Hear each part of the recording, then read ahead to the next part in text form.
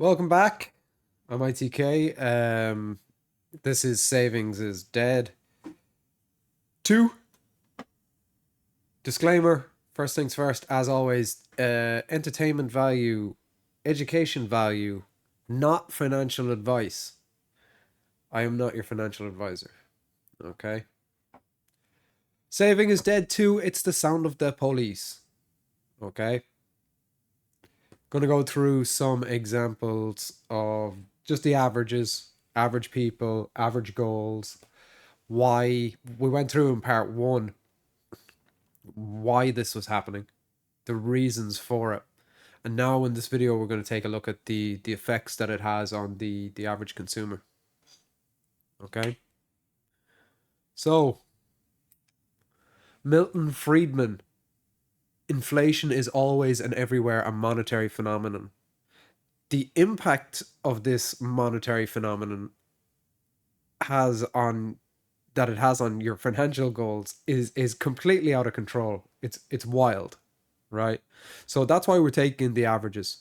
Okay, we're going to take the average individual with the average home, the average industrial wage, and I typed into ChatGPT, give me the average Californian home, or what was the average price of a home in California? It was $503,800.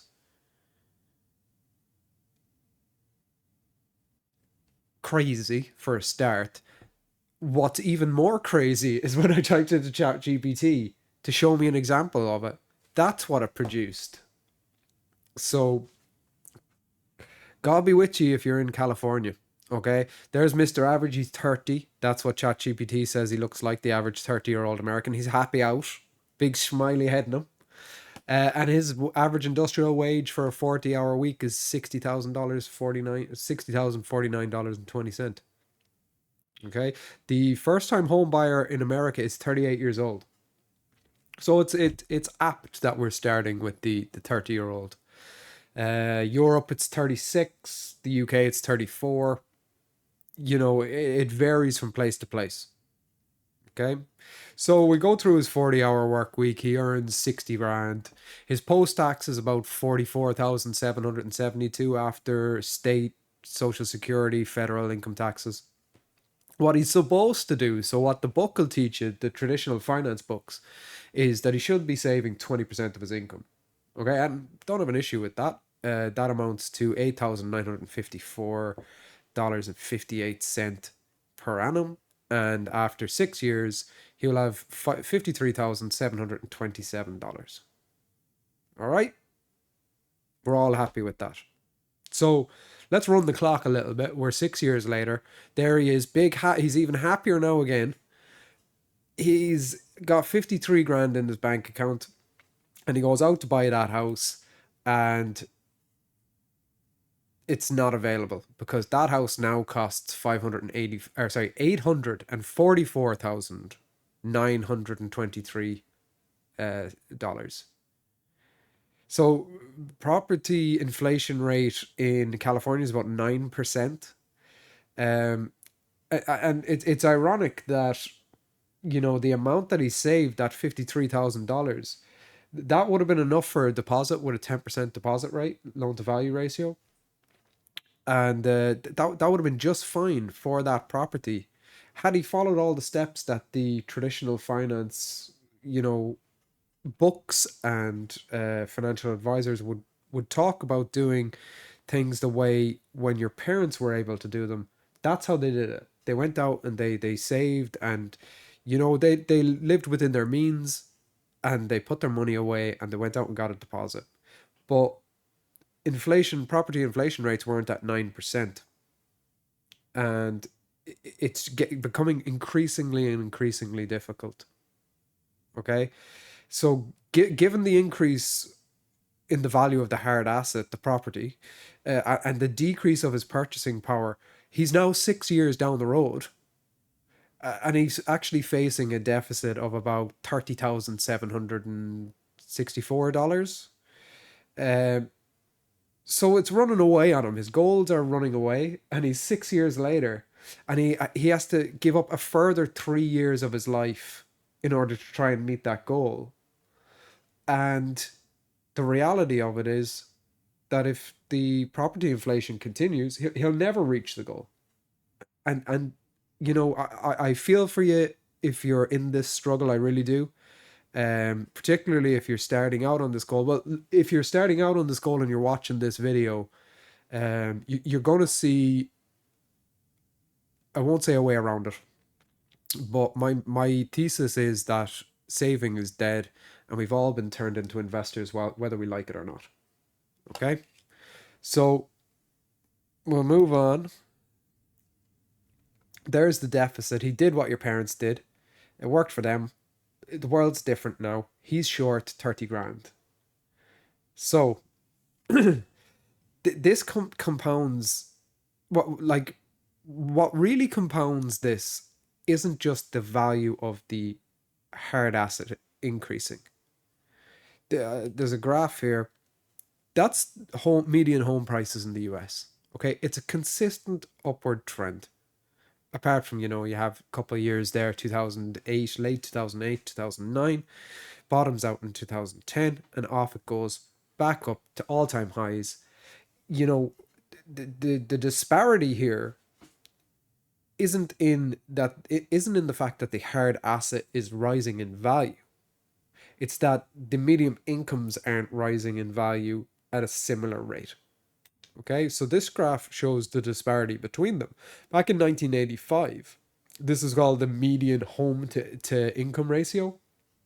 So what this does is it compares the value of, or it uses your income as a base rate and the median home price as a multiple of that. So you create a ratio. In 1985, that ratio was 3.6 times. In 2023, it was 5.3 times. Okay. Now, this isn't just that's only 40 years, you know, and it's not just an American issue. This is global. This is the UK since 1960. There's the home prices. Here's the home to income ratio. It's gone from 2.6 to 5.6. Okay. Australia, they measure it a bit differently. There's the median home price in Australia. I mean, it's out of control. This is only since 2002, 20 years. It's 4x'd, nearly 5x'd. They measure it by home to disposable income, and a household's disposable income, the value of property in Australia used to be 9 times the disposable income. Now it's about 16 and a half. Okay, so saving towards this type of goal, it's dead. It's been killed, and it's never coming back. You've been forced into this. It's not your fault, okay? But the way we need to understand this is we need to understand that in order to achieve our financial goals in a way that was done previously, we cannot do it the same way. We must invest. Okay? Saving carries no uncertainty. Investing is entirely speculative. Okay? It's a it's a full-time profession. Okay? So figuring out where to put your money in order to make a return that kind of beats this housing inflation or consistently produces a meaningful return in a marketplace that is a PvP. Investing is a blood sport. Okay, so what you really need to do is you need to create a plan. You need to set your goal. You need to set your time frame, and you need to calculate the annual return that you will need, the compound annual growth rate that you'll need in order to achieve your goal. Okay, so if that's 7%, if you find out that percentage is 7%, well, then you need to invest in assets that will provide that type of return. Okay, if you find out that it's 15%, are you comfortable with that type of risk? I don't know. You can't change the return you need, but you can change the other parameters. You can extend your timeline. by pushing your goals out further and say, listen, it, I thought it was going to take 5 years, it's actually going to take 7, while I'm invested in the type of investment vehicle that has a suitable with the type of asset class that's suitable to my attitude to risk and that I'm comfortable with. Because if believe it or not, if you're thinking about this, you've taken too much risk. Okay, this shouldn't be something that you can't sleep at night with. And look, you can have a lot of fun with this. I personally do. I have a lot of fun with this, trying to maximize returns. Okay, so let's go back to Mr. Average, see how he's getting on now. He's happy out. So let's say he did that instead. He thought that the S&P 500 was the vehicle for him. He took his monthly contribution of $746.22 and he put that into the S&P 500. Average annual return for the last 6 years, the compound annual growth rate is 13.9%. So his savings would be $83,200 as opposed to the $53,000 in that 6 year period. And his deficit is now not 30,000 but 1,300. Okay? So that's the type of not gains you can make. I'm not here to talk about gains that you can make. I'm here to talk about how you can achieve the things that you set out to achieve that were considered normal, that were considered um, available to the everyday individual, which no longer are, which is not your fault. But we need to make a plan and find the vehicles that are most suitable for you as an individual. That's what financial advice is. It's honing into the individual. Okay. Financial advice is not broad. Okay. And Mr. Average he's happy out. I know why he's happy out. It's because he can buy the house, the $844,000 house that he couldn't buy if he just saved his money. He understood the assignment. Okay? Make a plan, be consistent with it. That's the most important thing. Executing is being consistent. Okay? So make the plan, and if the world explodes in your face, keep going. That's, when it comes to investing, that is the mistake that a lot of people make.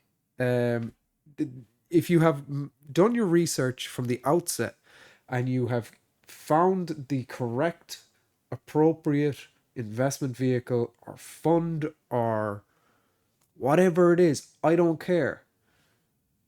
If you have found it and you believe in it and you have metrics to back up your belief and you've created a thesis and you understand the assignment and you do it consistently, you will be in a much better position after that time period of your own time period that you have decided your time frame.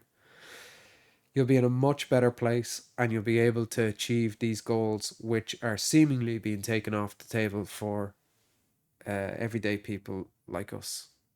Okay? So that saving is dead too, over with.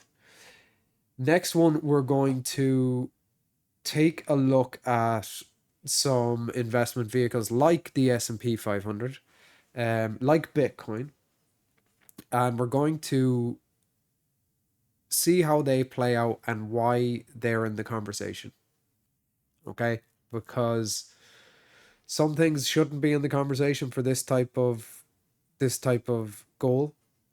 For your savings, be it a holiday fund, we need to look at the time frames. We need to look at, the type of returns that you need to make in order to achieve them goals. And yeah, that's it. I don't know. Brush your teeth, I suppose. Drink some water. Um, don't do drugs. I don't know. Right, I'll be back. Oh, 15 minutes, not bad. Okay. I'll be back. I don't think I'm going to do one on Monday because I just did two in a row. So probably Tuesday or Wednesday, I'll be back with a market update. Might go into some kind of trading analysis or something like that. See how I'm feeling. All right. Take care of yourselves.